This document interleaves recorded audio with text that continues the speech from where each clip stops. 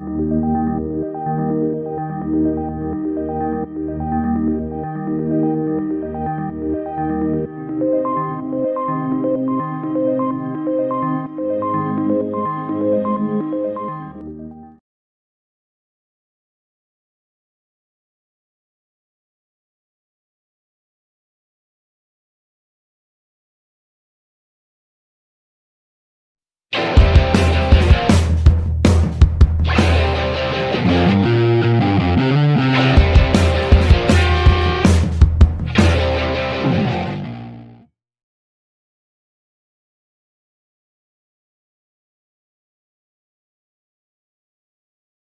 was planning to address a number of topics, but the President held a press conference yesterday afternoon that was so callous, so uninformed, so egomaniacal, so divisive, that I am compelled to respond to it this morning.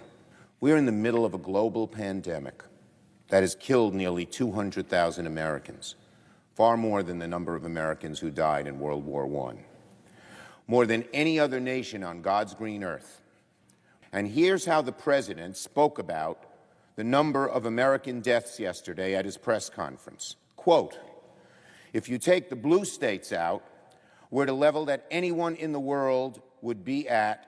If you take the blue states out, we're at a really very low level. Yes, Mr. President, if you don't count the total number of Americans who have died, you might think it's not so bad. If you close your eyes and pretend that half of the country doesn't exist, maybe some might think you didn't do such a spectacularly awful job." What kind of person looks at the number of dead citizens in the country he is supposed to lead and, in an attempt to glamorize himself, dismisses every American who died in a state that didn't support the President politically? What a disgrace! It's monstrous. The President just wants you to see a graph about how his catastrophic failure to fight COVID-19 could have been worse.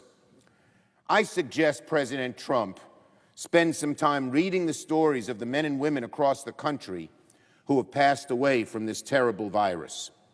That's why these remarks by the President are so horrific.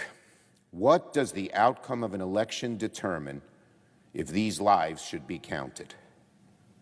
Isn't that awful? What kind of demented person would say that those American lives don't count?